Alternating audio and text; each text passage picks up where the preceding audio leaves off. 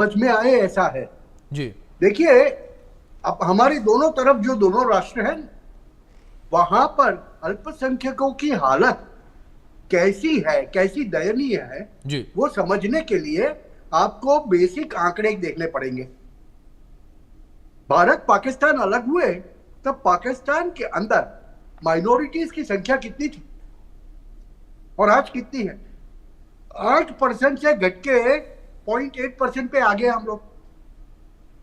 यही चीज बांग्लादेश में एक सुनियोजित षड्यंत्र के तहत हो रही है और इसको एक आइसोलेटेड इंसिडेंट के तरह देखा नहीं जाना चाहिए। कंटिन्यूअसली हम लोग देखते रहे हैं कि बांग्लादेश के अंदर अल्पसंख्यकों के ऊपर किसी न किसी वजह से, किसी न किसी बहाने से उनके ऊपर प्रहार किया जाता है, उनको लूट लिया जाता है, उनके जान माल की कोई सुरक्षा नहीं है। बहुत स्पष्ट बात है। और ये तो भैया 5 अगस्त को जब यूनुस ने सत्ता संभाली थी उसी दिन तय हो गया था। अभी वो कह रहा है अगले साल वो चुनाव कराएगा जी। और ये भी एक बहाना दे रहे हैं कि जितने भी अल्पसंख्यक है वो अवामी लीग के लोग हैं, तो उनके ऊपर दमन और अत्याचार जायज है। ये भी हो रहा है। अभी देखिए, उनके देश के अंदर वो क्या करते हैं उससे हमें कोई ताज्जुब नहीं, कोई मतलब नहीं है। आप आपस में भिड़ो, एक दूसरे को मारो, खत्म करो, उससे भारत को कुछ लेना देना नहीं। भारत को लेना देना है ऐसे लोगों से कि जो हिंदू वहां पर प्रताड़ित हो रहे हैं और वो जो हिंदू वहां से जिंदा वापस बाहर निकलना चाहते हैं। मैं बहुत स्पष्ट कर देता हूं, मेरी राय यहां पर बहुत स्पष्ट है। जी। देखिए, बांग्लादेश के अंदर जो अल्पसंख्यक है वो अल्पसंख्यकों की हम तो बहुत बात करते हैं, हिंदुओं को प्रताड़ित किया जा रहा है, मगर उनमें से कितने हिंदू ऐसे हैं कि जो बांग्लादेश छोड़ के भारत आना चाहते हैं? और एक चीज बराबर समझ लीजिए, बांग्लादेश में अल्पसंख्यकों का बसना खाली 1 या 2 डिस्ट्रिक्ट के में नहीं है, पूरे बांग्लादेश में वाइड स्प्रेड है। तो आप रंगपुर ले लो, आप दूसरा कोई भी जिला ले लो, वहां पर आपको अल्पसंख्यक लोग मिलेंगे और वो सबका पिछले 70-80 सालों से बना बनाया घर है, अपने काम है, अपने धंधे हैं। तो वो लोग नेचुरली बांग्लादेश की भूमि को अपनी भूमि समझते हैं, वो आके आना नहीं चाहते। मगर ये जो जिहादी तंत्र आज काम कर रहा है, वो जिहादी तंत्र उनको जीने नहीं देगा और जी। उनको सबक सिखाने के लिए कहीं ना कहीं से तो अंतरराष्ट्रीय दबाव कुछ ऐसा आना चाहिए जिससे ये तंत्र को एक मजबूरी हो जाए कि वो सब जल्दी से जल्दी बांग्लादेश के अंदर लोकतांत्रिक तरीके से चुनाव करवाए और लोकतांत्रिक तरीके से जो सरकार जीत के आए उसको सत्ता सौंप दे। तब तक ये ठीक नहीं होने वाला, ये चलता रहेगा। बिल्कुल हिमांशु जी, एक बड़ी बात आपने कही है कि ये चलता ही रहेगा, यानी कि आने वाले दिनों में भी बांग्लादेश में ऐसी ही स्थितियां बनी रहने वाली हैं। हमारे सहयोगी रैनिक लगातार हमारे साथ बने हुए हैं। रैनिक, अगर बात बांग्लादेश को लेकर की जाए, इस वक्त क्या चीज़ें आप देख पा रहे हैं, क्योंकि लगातार जो चुनाव है उनको भी टाला जा रहा है और दूसरी ओर चुनाव को लेकर भी ये कहा जा रहा है कि जल्द से जल्द चुनाव करवाया जाएगा। विपक्षी पार्टियां जो हैं, तमाम जो पार्टियां हैं, वो भी लगातार इस बात की अब मांग करने लगे हैं कि बांग्लादेश में चुनाव करवाए जाएं ताकि एक बार फिर से हालात सामान्य हो सके। लेकिन फिलहाल रैनिक, किस तरीके से मोहम्मद यूनुस की जो अंतरिम सरकार है वो रिएक्ट कर रही है चुनाव के मसले पर?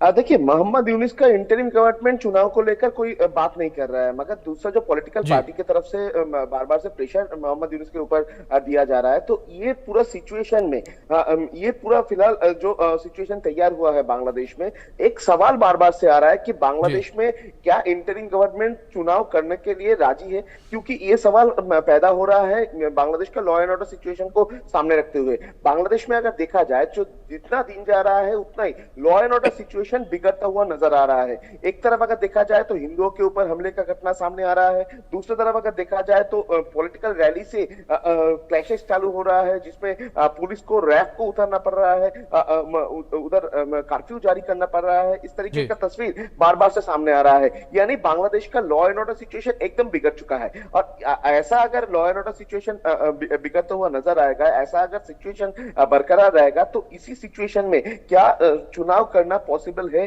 ये सबसे महत्वपूर्ण सवाल है। और इसी जगह से एक सवाल बार बार से आ रहा है, क्या मोहम्मद यूनिस ये लॉ एंड ऑर्डर सिचुएशन को हथियार करते हुए ये चुनाव को फिर से टालने का कोशिश करेंगे? क्योंकि इस तरीके का बहुत सारे बात भी पॉलिटिकल पार्टीज की तरफ से कहा जा रहा है कि लॉ एंड ऑर्डर किसी भी हालात पर मोहम्मद यूनिस ये लॉ एंड ऑर्डर सिचुएशन को सही नहीं करना चाह रहे हैं, क्योंकि सामने चुनाव आ रहे हैं, चुनाव का ऐलान करना पड़ा है मोहम्मद यूनिस को, दबाव में आकर ही हो, मगर चुनाव का ऐलान मोहम्मद यूनिस की तरफ से किया गया है। मगर ये चुनाव को टालना मोहम्मद यूनिस की तरफ से किस तरीके से किया जाएगा? क्या इस तरीके का जो लॉ एंड ऑर्डर सिचुएशन, इसको हथियार करते हुए, इसको सामने रखते हुए मोहम्मद यूनिस की तरफ से कहा जाएगा कि लॉ एंड ऑर्डर सिचुएशन सही नहीं है और इसी वजह से चुनाव नहीं होगा? क्या इस तरीके का माहौल बांग्लादेश में तैयार होगा? जो तस्वीर हम लोग पिछले साल भी देखे थे, पिछले साल अगस्त महीने के बाद से अगर दिसंबर महीने की बात किया जाए तो उसमें करीब 1500 के ऊपर ऐसा हिंदू परिवार है, ऐसा माइनॉरिटी परिवार है जिनके ऊपर हमले का घटना घटाया गया था, मगर उसके बावजूद भी इंटरिम गवर्नमेंट चुप बैठे हुए थे। उसके बाद बांग्लादेश का जो तनाव का सिचुएशन तैयार हुआ था, वो सिचुएशन क्या फिर से वापस आएगा? क्योंकि एक साल होने लगा है मोहम्मद यूनिस का ये इंटरिम गवर्नमेंट का, मगर अभी तक जो सिचुएशन, वो सिचुएशन नहीं बदला है। अब आप अगर देखेंगे तो हर एक दिन बांग्लादेश का हर एक जगह से, कभी रंगपुर हो, कभी ढाका हो, कभी मनमोहन सिंह हो, बहुत सारे ऐसा जगह है जिस जगह पर हिंदू जो माइनॉरिटीज है उनका संख्या बहुत ज्यादा है, बहुत ज्यादा कतारों में वो लोग उधर रहते हैं। मगर उस एरिया में जिस तरीके से तनाव का सिचुएशन तैयार हो रहा है, उस एरिया में जिस तरीके से हिंदू परिवार के ऊपर हमले का घटना सामने आ रहा है, जिस तरीके से जो माइनॉरिटीज है वो लोग रास्ते में उतर कर प्रोटेस्ट कर रहे हैं, तो ये जो सिचुएशन बांग्लादेश में तैयार हो रहा है, ये सिचुएशन तैयार होने के पीछे कारण क्या है? क्या मोहम्मद यूनिस ये इस तरीके का तस्वीर सामने रख के फिर से एक बार इलेक्शन टालने का कोशिश करेंगे? इस तरीके का सवाल ही बार बार से बांग्लादेश से सामने बिल्कुल रानी, कई सारे सवाल जो है इस वक्त खड़े होते नजर आ रहे हैं, जिस तरीके से आपने भी जिक्र किया। दूसरी ओर हिमांशु जी, जिस तरीके से चुनाव को लेकर हमने बात की और जिस तरीके से लगातार हिंदुओं के ऊपर जो घटनाएं हो रही हैं उन घटनाओं का जिक्र किया जाए, क्या हिमांशु जी आपको ऐसा लगता है कि मोहम्मद यूनुस जब से सत्ता पर बैठे हैं उन्हें कुर्सी से प्रेम हो गया है? क्योंकि पहले ये कहा गया कि हम 3 महीने में चुनाव करवाएंगे, इसके बाद 6 महीने कहा गया, इसके बाद उन्होंने कहा कि हमें थोड़ा समय और चाहिए ताकि हम चीज़ों को सही तरीके से सेटल कर सके और इसके बाद एक बेहतर सरकार को स्टैब्लिश कर सके बांग्लादेश के अंदर। देखिए एक चीज समझिए आप, यूनुस को लाके बिठाया गया था तो वो तब वो एक पपेट था जी, अमेरिकन डीप स्टेट का एक पपेट था। आप जो बता रहे हैं ना कुर्सी से प्रेम हो गया जी, कुर्सी से प्रेम तो वो 15 साल से करता आ रहा था जी, मगर सत्ता नहीं हासिल कर पा रहा था। अभी ये एक मौका आ गया पिछले साल अगस्त के अंदर, जब डीप स्टेट ने एक कार्यवाही करके उसको प्रस्तापित किया वहां पर। और वो सबसे पहले जब आया तब तो वो बात कर रहा था 3 महीने में चुनाव करवाएगा, फिर उसने बोला कि बांग्लादेश को ठीक करते करते मुझे 6 साल लग जाएंगे और उसके बाद अगर मैं चुनाव करूं नए कॉन्स्टिट्यूशन के साथ। देखिए उन्होंने तो वहां तक शुरुआत कर दी थी, बांग्लादेश के कॉन्स्टिट्यूशन को बदलने की कवायद भी शुरू कर दी थी। तो अब जो होता हुआ दिख रहा है, एक तरफ आप अल्पसंख्यकों के ऊपर अत्याचार करते रहो, उनके साथ हिंसा करते रहो, दूसरी तरफ आपकी इकोनॉमी काम करनी नहीं कर रही, तीसरी तरफ जिसके ऊपर आप संपूर्णतः डिपेंडेंट हो जीने के लिए, वो देश आपकी सभी सहूलियतों को एक के बाद एक बंद करता जाए। अभी ऐसी स्थिति में बांग्लादेश एक राष्ट्र कि जो चारों तरफ से भारत जैसे बड़े राष्ट्र से घिरा हुआ है जी, उसके लिए एनार्की एक शब्द है।